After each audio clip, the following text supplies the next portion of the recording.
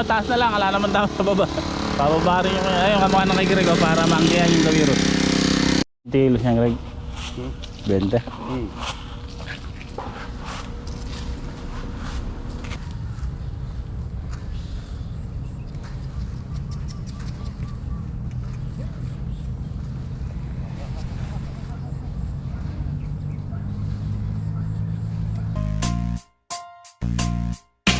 Welcome sa Tongs TV. Manood palagi at mag-subscribe na rin kayo para updated sa bawat video naming bago. Sa bawat video ay may aral kang makukuha, lalo na kung isa kang magsasaka. Gawain sa probinsya ang palagi naming content, kaya halika na sa Tongs TV. Mag-subscribe na kayo at manood palagi.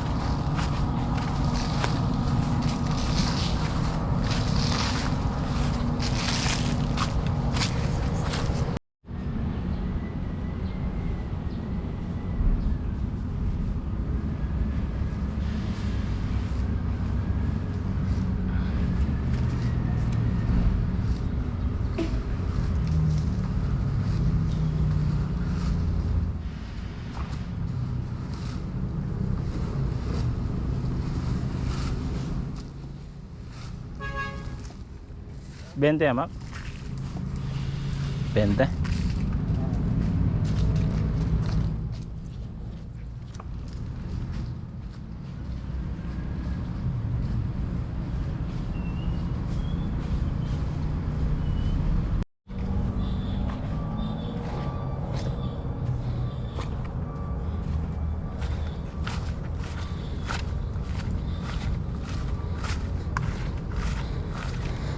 Okay, mga katongs, ayan po, naaararo na ito, nasa bugan at nalagyan ng pataba. So, nandito sila sa sili, ayan o, tatabunan na rin yung mga ugat.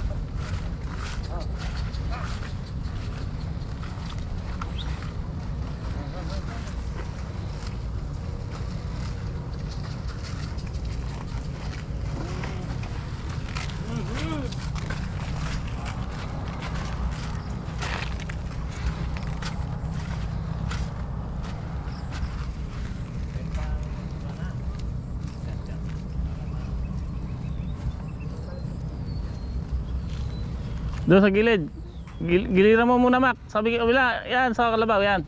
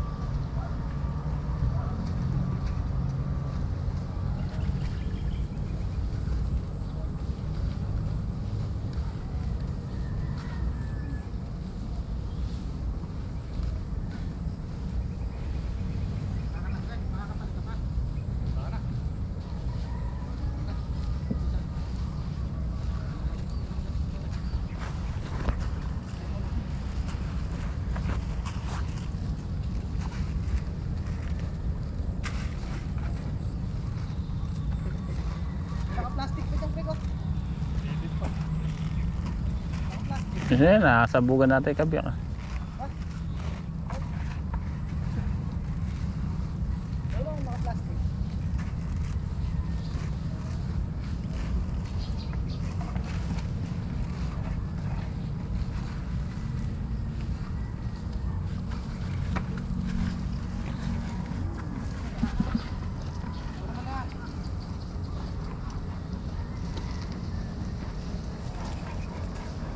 So soft drinks ba kayo? Kape? Isa lang. Ha? Isa lang. Mak! Bili ang dibote no? Tsaka tinapay.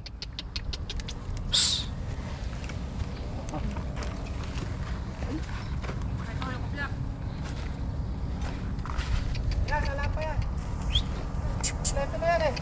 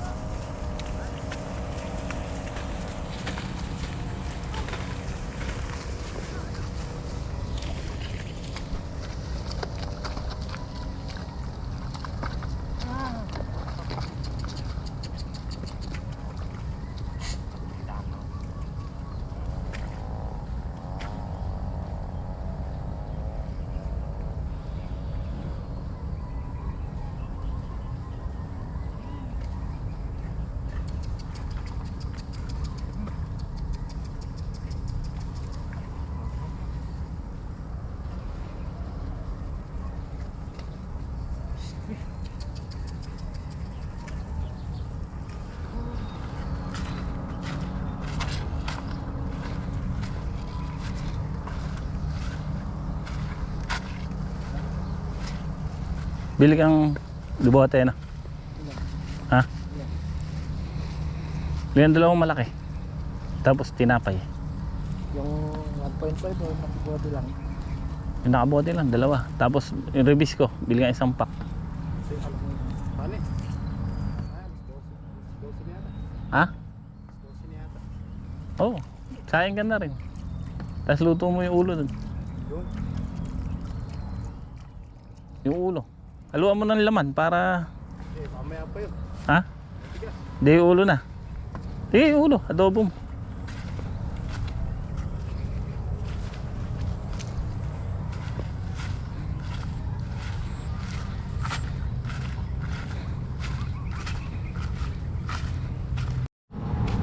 Okay, ayan po mga katong, sa nakapahinga na tayo. Alauna na. So, sa trabaho na tayo sila. Pinauna ko na yung walong tudling doon, yung sinabugan kanina at saka tinabunan. Pinauna kong linisan, pinabuhay yung kanal. Pinapala sa kanila, pati yung sili. So, ito po mga katong, pinabiyak ko na rin yung daanan, yung kwan dito, yung nakatumpok sa gitna. At sinabugan din natin kanina yan. Igagawin ko dun yung lupa sa gawing tudling para, alam nyo kasi mga katong, hindi na kwan yan eh, hindi na nasasaktan ng, kumbaga hindi na po masasaktan yung abalayan natin dahil patay na yung ugat niyan, yung iba, lalo na yung nasa kanal. Kaya nga gumamit tayo ng dupos para magpa-ugat. Mukhang effective naman dahil gumaganda na naman yung talbos niya. Ngayon, para makakuan tayo sa tag-ulan, may mga habagat pa uli na paparating. Ang gagawin ko, itatabong ko yung lupa papunta naman doon sa gilid. Gagamitin natin yung araro. Kasi kung yung makina po mga katong, hindi ko magagamit dito yan kung hindi makaano ng kalabaw. Kasi lunak, unang-una lunak yung basa yung kanal, dudulas lang yung gulong na goma. Tapos kumbaga makukuan lang, kukut-kut lang po yon. Eh hindi ko naman pwedeng i-double bakal yung gulong kasi tatama ko sa gilid yung gulong. Ngayon pwede natin i-double yan. Kung muna tabunan na yung ugat nyan, pwede na natin i-double kasi ang dadaanan ng gulong na bakal nyan ito sa gitna. So wala na siyang tatama na ugat, lupa na may ugat na ampalaya. Kaya yun, pinapalitan ni Greg ng gulong. So dyan natin ipapasok ngayon yung makina para gumawa ng kanal dito sa gitna na malalim. Kasi nga po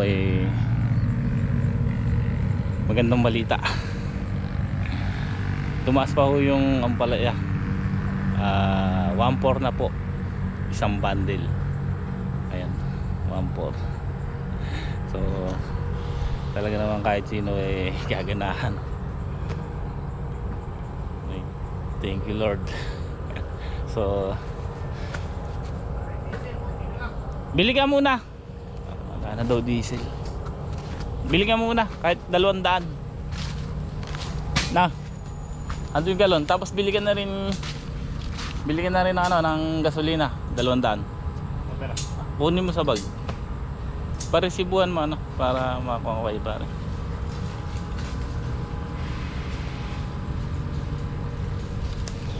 So ito rin mga katongs, pinaano ko pa yung natira kong ano dito, yung natirang lupa sa gitna. Kasi hindi ko talaga maano yung makina, hindi ko masagad sa gilid yung, hindi natin masagad na maubos yung nasa gitna kasi may slide na yung disco niya kasi makunat yung gitna na yun, kung muna siksik. Kaya yun, pinakuha ko muna sa kalabaw kanina. Kaya ang tinabaho ng kalabaw kanina ito yun, at saka yung nandun sa giwiron at saka yung sili. So nag-request kuan, dali total na binayad natin mga katong sa 4,000. Lahat na po yun, pati ito yung kahapon, yung dito sa harap at saka nasa likod. Kasi dito sa harap pinadouble ko po yan, at saka doon sa likod pinadoble ko ng araro. So mura na po yun, kasi biruin nyo halos 2 hektarya yung tinrabaho nila. Sa gawin namin yan, pinakamahinang bayad niyan 7,000, 8,000. Kaya mura sa mura yung mga nangalabaw dito. Kasi ang singil talaga lang nila 800, 900. So inabutan ko na ng 4,000 pakonfelo. Magbobomba lang tayo ng foliar dito mamaya, dito sa malalaki, tapos doon sa mga grafted fungicide, kasi na bagong pataba lang yun kaya fungicide muna. Ito kasi nung isang araw pa pinatabaan, kaya kailangan natin foliar. Ito yung sinasabi ko, ito yung epekto ng lupus. Tingnan nyo po, napasariwa na naman niya yung baging niya, ay yung talbos. Ayun, ang ganda. Basta naglawit ng ganyan yung balbas, ibig sabihin kumukondisyon yung talbos niya. Ang isa pa kagandahan yan, may kasunod na bunga. Yan po ang maganda. Tingnan niyo po yung talbos niya. Ayan. Kaya sa mga umuurong yung talbos na ampalayan dyan, subukan niyo po idupos. 2 beses ko nang nasusubukan dito, talagang effective magpa-usad ng talbos. Kasi ito, sinabugan namin to dupos, 4 na bag. Kung natatandaan nyo, nung nauna ko pong kinuha yan, tapos kinabukasan kinuha ko yung para sa mga grafted. So yan mga katong, sa araruhin ko lang to sandali at para magkaroon siya ng kanal sa gitna. Umulan man, maagad na yung tubig. Nagano yan?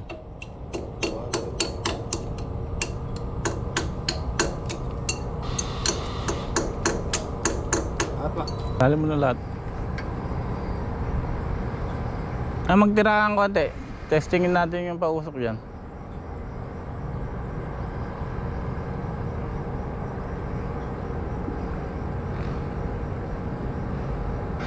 Alang butane na no? Laki yan, mga motor. Kuha mamaya ano?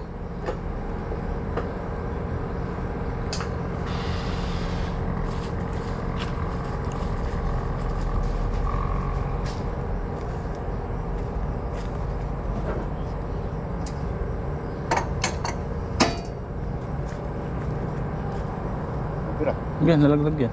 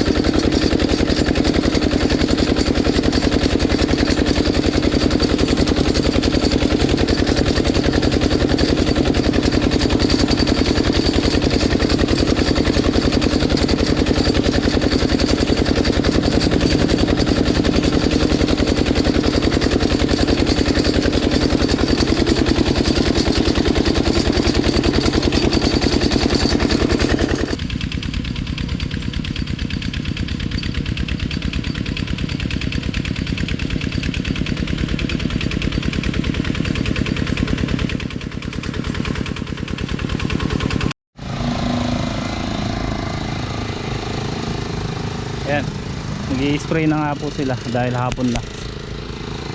Foliar, ayan. Foliar at saka insecticide.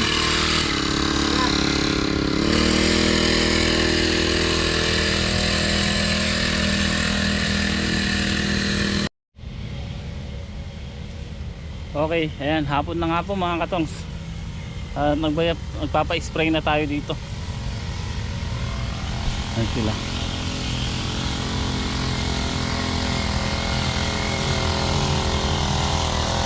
Patingala mo para maanggihan yung ibabaw, ano?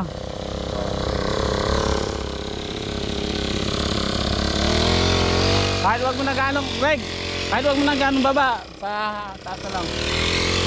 Ganun, no? Woo! Ayan,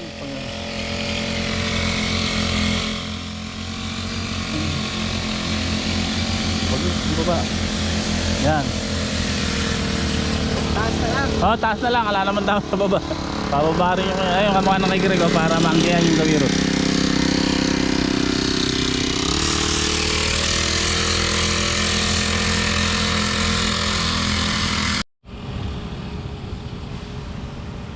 Okay, nandito na sila sa harap mga katongsa.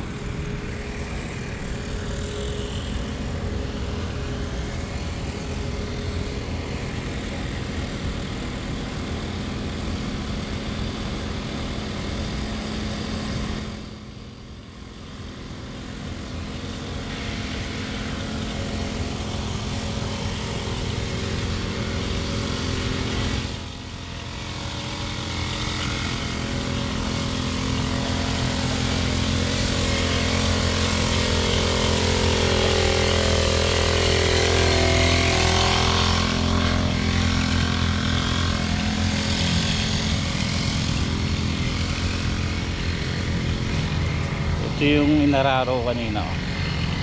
Tingnan nyo po. May nagsuggest sa akin kasi dapat nung una pa lang ginanyan ko na. So eto ha mga katong, totoo naman kung nagpaupo tayo ng pangalawa ganyan yan na dapat sagad na. Sinagad na natin yung kanal sa gitna para mag-ulan man hindi masyadong nabababad yung ugat. Nasa gitna yung one. Kaya sa susunod alam ko na kasi nga mga katongs, ang ginawa nating tudling pantagaraw nasa gilid yung kanal.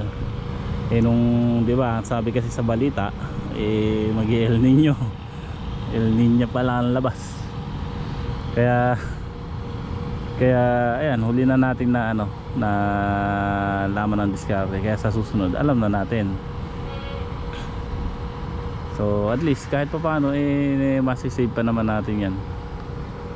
Ayan, ganyan pala dapat nakataas na yung tubling.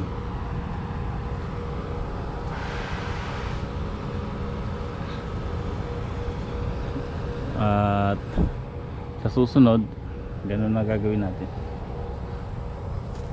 Ayun, tingnan niyo po, nakataas. Talagang yung kanal nasa gitna na. Kasi nga naman lalawak yung ng ugat niyan gapangan so mali yung diskarte na ginagawa natin noong una na pagka tag-ulan kailangan ganyan. So pag tag-araw yung kamukha ng ginawa natin na nasa gilid ng tubling yung kanal, pero pag tag-ulan gitna talaga, lalo na ito banato mababa. So pag umulan obligadong ganyan kalalim yung kanal niyan.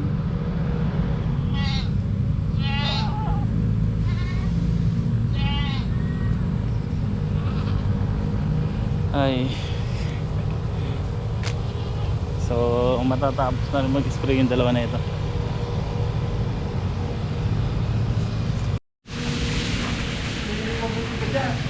Ayun o, ikon nyo din yun gawiro na bombahin mo rin yung gawin na yun sa may kubo. Pag na ipapasok dito, ayan yung nagyan yan. Hindi na rin nasisira itan dito. Binamban nyo na ito, yung harap. Ito mako, ano mo pa may buhangin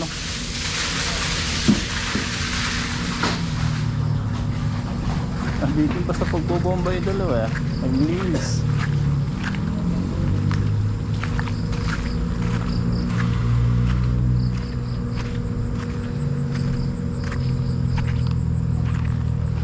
Buti yung ulan pa ambon-ambon lang.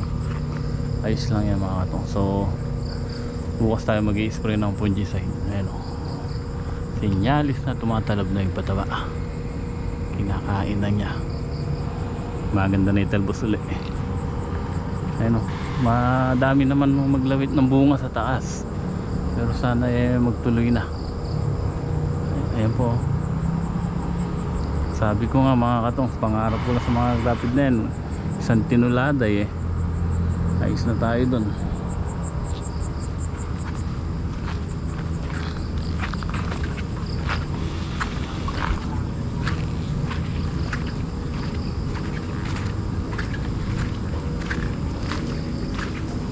Wina-wash out po nila to.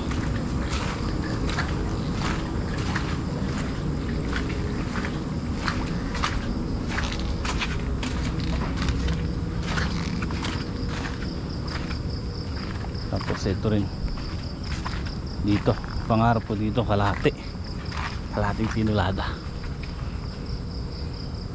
Sabi ko sa inyo mga katong, sa ito hatak sa dalawa. Tingnan nyo yung laso, ganda oh. Kanina lang sinabugan ng pataba po yan. Pag tumalab pa yung pataba niyan baka so bukas puro fungicide ang i-spray natin. Ito hindi ko na pinabomba ng foliar to at buwan na po yan. Baka sumobra naman na. Sumobra sa taba. Ito mga katong, pambawi natin sa dalawa. Panghatak. Fungicide and then insecticide. Yun. Kailangan natin dito ng pang-uod pero binomba natin ng rimon to ganda yung dahon niya mga katong, malinis.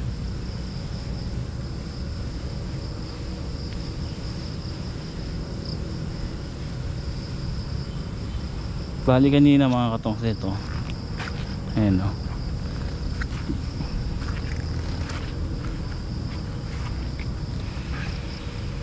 Nasabugan and then natabunan. Okay na yan.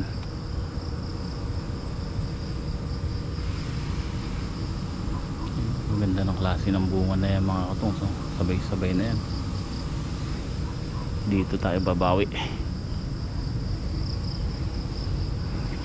So kaya mga katong, hanggang dito na lang muna ang ating vlog.